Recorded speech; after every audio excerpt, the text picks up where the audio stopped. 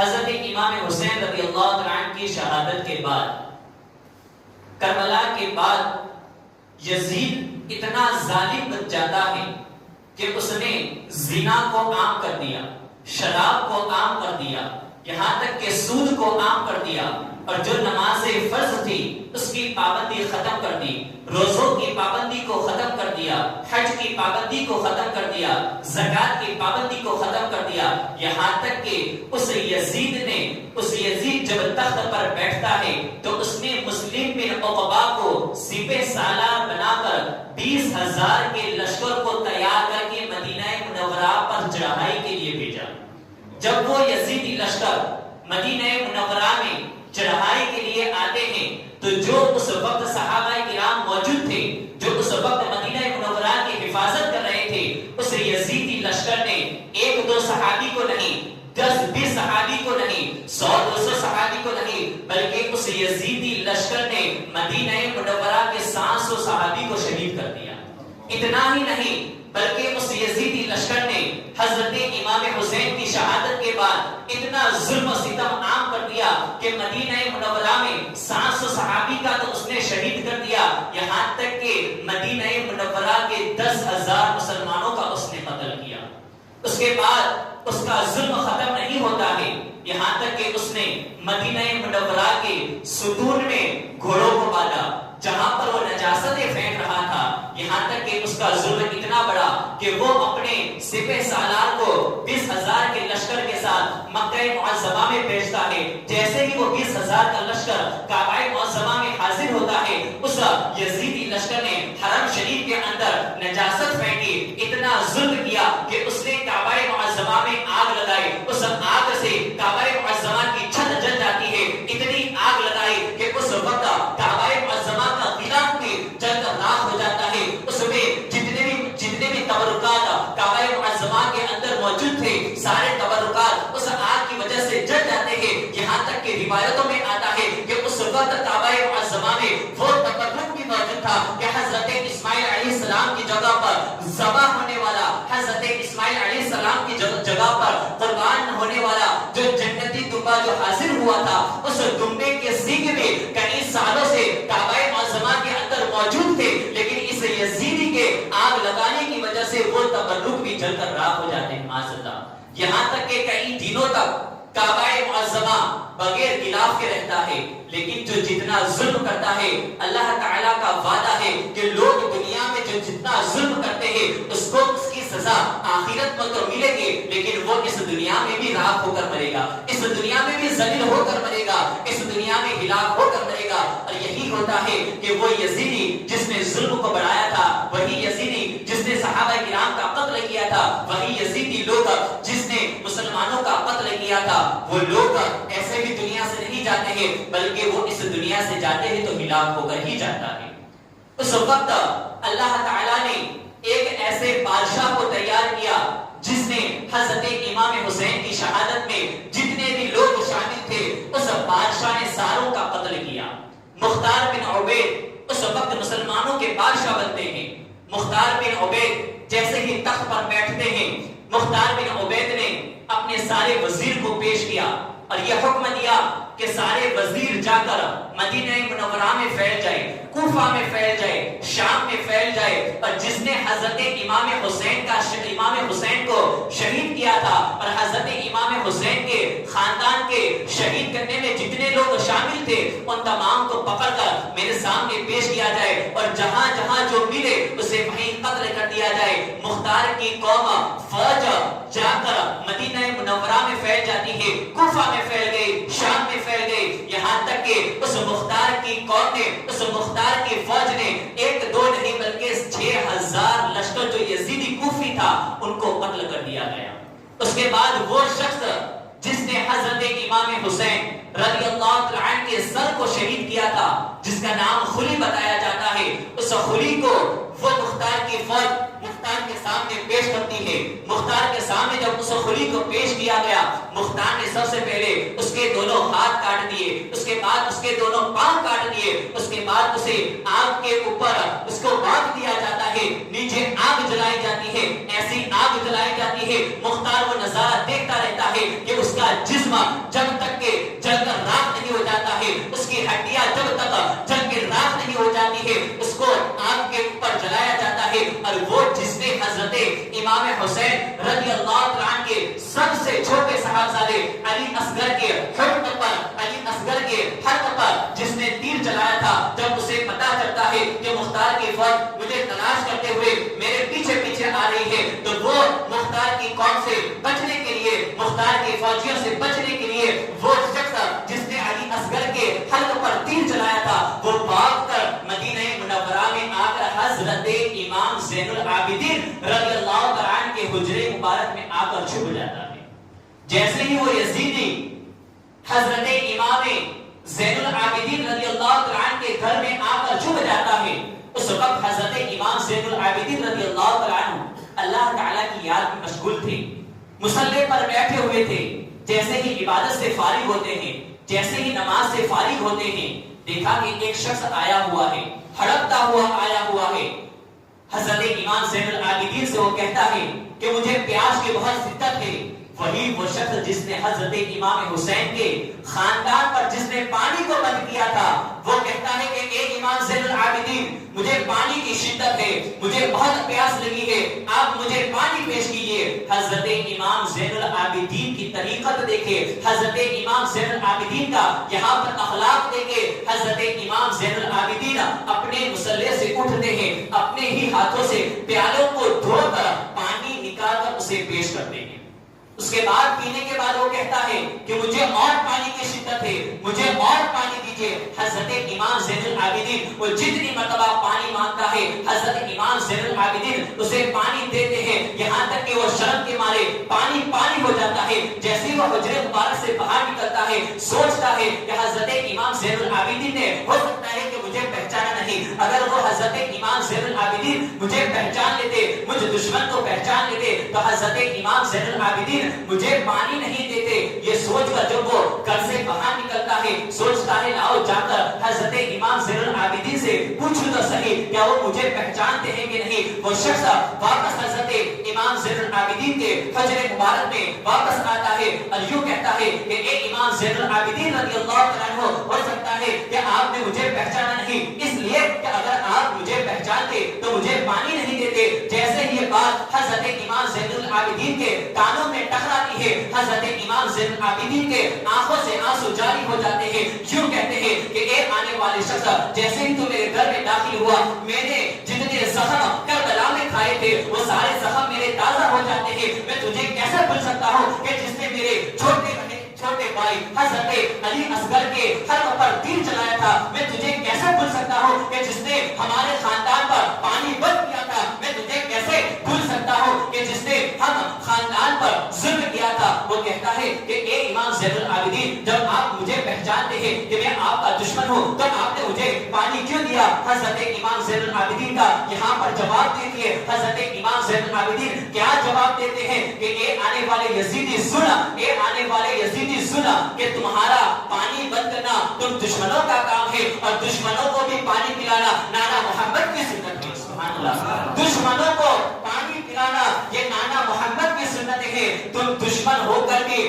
تمہیں، اگرچہ آپ دشمن ہو، اگرچہ تم دشمن ہو، لیکن اگر کوئی شخص ہم سے پانی مانگے گا تو ہم اس پر پانی نہیں بند کریں گے، ہم اسے ضرور پانی عطا کریں گے۔ اسی لیے تو اعلیٰ حضرت ارشاد فرماتے ہیں کہ تیری نسل پاک میں ہے بچہ بچہ نور کا، تیری نسل پاک میں ہے بچہ بچہ نور کا، تو ہے عین نور تیرا سب گرانا نور کا۔ سبحان اللہ۔ حضرت امام زین العابدین کو کیوں امام زین العابدین کہا جاتا ہے؟ کیا کسی نے سوچا ہے کہ حضرت امام زین العابدین کا اصل نام کیا ہے؟ حضرت امام زین العابدین کا اصل نام تو علی ابن حسین تھا، حضرت علی ابن حسین ان کا نام تھا، لیکن وہ کربلا کے بعد اپنے حجرے مبارک میں اپنے آپ کو ایسا بند کر دیتے ہیں، ایسے اپنے آپ کو اللہ تعالیٰ کی یاد میں اپنے سر کو جھکا دیتے ہیں کہ پوری دنیا انہیں امام زین العابدین کے نام سے یاد کرتی ہے، یعنی عبادت کرنے والوں کی زینت کے نام سے انہیں یاد کیا جاتا ہے۔ سبحان اللہ۔ حضرت امام زین العابدین وہ شخص ہے جو کربلا کے بعد پہلے تنہا بچ جاتے ہیں۔ کیوں؟ اس لیے کہ اللہ رب العزت بھی جانتا تھا کہ حضرت امام حسین کی نسل کو چلانا ہے آگے، تو یہی حضرت امام زین العابدین ہے کہ جن سے پوری دنیا میں سادات کھلتے ہوئے نظر آئیں گے۔ اس وجہ سے حضرت امام زین العابدین اس وقت تہے تنہا رہ جاتے ہیں۔ اس کے بعد حضرت امام زین العابدین کو بھی صرف اور صرف کربلا میں ان کو تکلیف نہیں پہنچائی، بلکہ امام زین العابدین کو مروان جو ظالم بادشاہ تھا، جب تخت پر وہ بیٹھتا ہے، اور وہ بھی کیسا ظالم بادشاہ تخت پر بیٹھتا ہے کہ وہ مدینہ منورہ میں زبردستی جبرن حضرت امام حسین جس مسلح پر امامت کرتے تھے اس مسلح پر چڑھ کر وہ ظالم امامت کرنا شروع کر دیتا ہے۔ اس کے بعد حضرت امام زین العابدین کی عبادت کو جب دیکھا کہ لوگ حضرت امام زین العابدین کے قریب ہو رہے ہیں، لوگوں نے شریعت کو طریقت کی طرح چلانا چاہا تھا، لیکن حضرت امام حسین نے شریعت کو طریقت کی طرح نہیں چلایا، بلکہ حضرت امام زین العابدین نے اگر شریعت کو چلایا ہے تو اپنے نانا محمد کی سنت پر چلایا ہے۔ حضرت امام زین العابدین کے پاس لوگ صرف اور صرف مدینہ منورہ سے نہیں بلکہ پوری دنیا سے لوگ ان کے پاس علم حاصل کرنے کے لیے آتے تھے۔ جب مروان نے دیکھا کہ یہاں پر علم پھیل رہا ہے، یہاں پر سرکار دو عالم صلی اللہ علیہ وسلم کی شریعت پھیلنے لگی ہے، تو اس نے اس ظالم بادشاہ مروان نے حضرت امام زین العابدین کو بغیر کسی وجہ کے انہیں قید میں ڈال دیا۔ اگر یہاں پر قید میں ڈالنے کے بعد حضرت امام زین العابدین نے یہاں پر بھی علم کو بند نہیں کیا، یہاں پر بھی دین پھیلانا بند نہیں کیا، یہاں تک کہ حضرت امام زین العابدین کے شاگرد حضرت امام زہری رضی اللہ تعالیٰ عنہ ارشاد فرماتے ہیں کہ ایک دن جب میں اپنے استاد حضرت امام زین العابدین کو کھانا دینے کے لیے جب قید میں جاتا ہوں تو میں نے کیا دیکھا کہ حضرت امام زین العابدین کے دونوں ہاتھوں میں کڑیاں باندھی ہوئی ہے، دونوں ہاتھوں کو زنجیروں سے باندھا ہوا ہے، دونوں پاؤں کو زنجیروں کے ساتھ باندھا ہوا ہے۔ میں نے اپنے استاد حضرت امام زین العابدین سے عرض کی کہ اے میرے استاد، میں آپ کو دیکھ کر بہت پریشان ہوں کہ آپ کو کربلا میں کیا کچھ تکلیفیں کم تھی کہ یہاں مروان بادشاہ نے آپ کو بے وجہ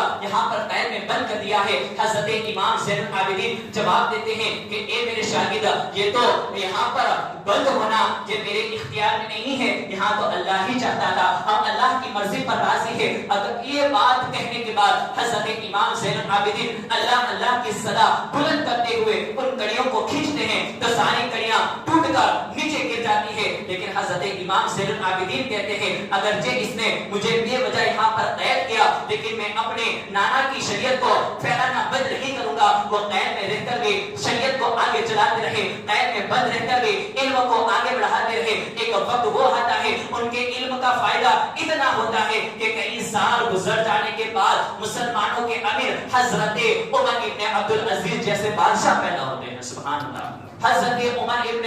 عبدالعزیز جیسے بادشاہ پیدا ہوتے ہیں۔ حضرت امام باقر رضی اللہ تعالیٰ عنہ جو حضرت امام زین العابدین رضی اللہ تعالیٰ عنہ کے بیٹے ہیں، حضرت امام باقر رضی اللہ تعالیٰ عنہ فرماتے ہیں کہ میرے ابا جان صرف اور صرف لوگوں کے دکھوں کو دور نہیں کرتے تھے، لیکن اگر ان کی بارگاہ میں کوئی جانور بھی آ جاتا تو حضرت امام زین العابدین اللہ تعالیٰ کی دی ہوئی طاقت سے ان جانوروں کی تکلیف کو بھی دور کیا کرتے تھے۔ سبحان اللہ۔ حضرت امام باقر رضی اللہ تعالیٰ عنہ عرض کرتے ہیں کہ ایک دن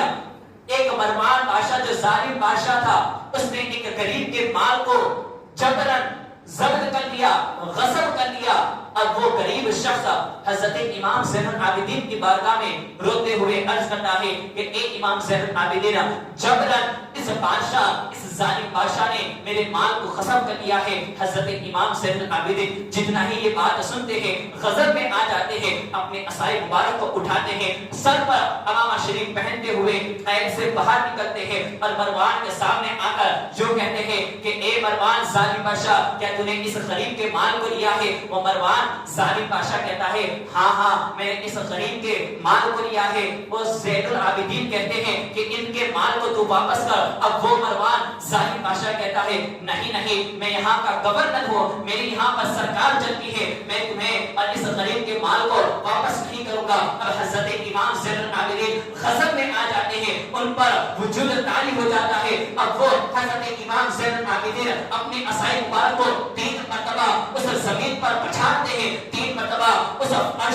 فرش پر عصا کو پچھاڑتے ہیں اور یوں کہتے ہیں اگر تو ظالم ہے، اگر تو ظالم بادشاہ ہے، اگر تیرا نام مروان ہے تو میں بھی حضرت امام حسین کی اولاد سے ہوں، میرا نام بھی حضرت امام زین العابدین ہے، میرا نام بھی علی ابن حسین ہے، اگر تو نے اس کے مال کو واپس نہیں کیا تو تیرے لیے اچھا نہیں ہوگا۔ جب اتنی بات سنتا ہے تو وہ فوراً اپنے اس مال کو اس شخص کو واپس کر دیتا ہے۔ اس کے بعد جب وہ جانے لگتے ہیں، اس کے بعد لوگوں نے پوچھا کہ اے مروان ظالم بادشاہ، تو یہاں کا گورنر ہے، تو حضرت امام زین العابدین کے ایک عصا سے ڈر گیا، حضرت امام زین العابدین ایک عصا سے ڈر گیا۔ وہ مروان ظالم بادشاہ کہتا ہے کہ اے لوگوں سنو، جب حضرت امام زین العابدین نے اپنے عصا کو زمین پر پچھاڑا تو میرے اوپر میرے ساری پریشانیاں ایسے سامنے آ جاتی ہے کہ میرے اوپر ایسا وجود طاری ہو جاتا ہے کہ اگر میں نے اس غریب کے مال کو واپس نہیں کیا تو حضرت امام زین العابدین کے عصا کے پچھڑنے کی وجہ سے زمین کہیں پھٹ نہ جائے اور میں کہیں زمین میں دفن نہ ہو جاؤں، اس وجہ سے میں نے ان کے مال کو واپس کر دیا۔ یہاں تک کہ یہ بھی بات سامنے آتی ہے کہ حضرت امام باقر رضی اللہ تعالیٰ عنہ اپنے والد حضرت امام زین العابدین کا ایک واقعہ بیان کرتے ہیں کہ حضرت امام زین العابدین ہمیشہ نمازوں میں لگے رہتے تھے، ہمیشہ اللہ تعالیٰ کی یاد میں اللہ کا ذکر کرتے ہوئے اپنے سروں کو اللہ تعالیٰ کی بارگاہ میں جھکائے ہوتے ہیں۔ ایک دن وہ بھی آتا ہے کہ ایک ہرن بار بار ہمارے گھر پر آتی ہوئی نظر آتی ہے، میں اس ہرن کو بار بار واپس بھیجتا ہوں لیکن وہ ہرن واپس میرے گھر آتی ہے۔ اب یہاں پر ہرن دیکھیے اور حضرت امام زین العابدین دیکھیے، وہ ہرن بار بار جب حضرت امام زین العابدین کے گھر آتی ہے، حضرت امام زین العابدین کہتے ہیں کہ اے باقر، اے امام باقر کیا ہوا؟ حضرت امام باقر عرض کرتے ہیں کہ اے والد صاحب، یہ بار بار ہرن واپس آتی ہے، میں اسے بار بار بیچتا ہوں لیکن وہ بار بار اپنے گھر واپس آ جاتی ہے۔ حضرت امام زین العابدین کہتے ہیں اسے اندر آنے دو۔ حضرت امام زین العابدین نے جب انہیں اندر بلایا، وہ جا کر ہرن حضرت امام زین العابدین کے کان میں کچھ کہتی ہے۔ یہ کہنے کے بعد، یہ سننے کے بعد حضرت امام زین العابدین ہاتھ میں عصا لیے ہوئے، اپنے سر پر پگڑی پہنے ہوئے، امامہ شریف پہنے ہوئے گھر سے نکل جاتے ہیں۔ آگے آگے ہرن جا رہی ہے اور پیچھے پیچھے حضرت امام زین العابدین جا رہے ہیں۔ ہرن آگے آگے چل رہی ہے، ہرن ایک شخص کے گھر پر جا کر رک جاتی ہے اور ہرن وہاں پر جا کر اس کے گھر کے پیچھے چھپ جاتی ہے۔ یہاں پر حضرت امام زین العابدین نے اس شخص کے دروازے کو آواز دی، وہ شخص واپس باہر نکلتا ہے اور پوچھتا ہے کہ آپ کون ہو؟ حضرت امام زین العابدین نے پہلا سوال یہی کیا، کیا تمہارے گھر کوئی ہرن کے بچے ہیں کہ نہیں؟ کیا تمہارے گھر کوئی ہرن کے بچے ہیں کہ نہیں؟ وہ کہتا ہے ہاں ابھی میں نے صبح ہی ایک ہرن کے 2 بچوں کو میں نے یہاں پر پکڑ کے لایا ہوں، میں اسے صبح میں بیچ دوں گا اور اپنے گھر کا حال چلاؤں گا، اپنے گھر کے حالات کو چلاؤں گا۔ اب وہ حضرت امام زین العابدین کہتے ہیں کہ ایک شخص میں ان ہرن کے بچوں کو خریدنا چاہتا ہوں۔ اس کے بعد حضرت امام زین العابدین نے 20 درہم دے کر ان ہرن کے بچوں کو خرید لیا اور ہرن کے بچوں کو خریدنے کے بعد اس ہرن کو پیش کر دیتے ہیں۔ حضرت امام باقر رضی اللہ تعالیٰ عنہ حضرت امام زین العابدین اپنے ابا کے اس واقعے کو دیکھ کر یوں کہتے ہیں کہ اے امام زین العابدین، اے میرے والد صاحب، میں نے آپ کو لوگوں کی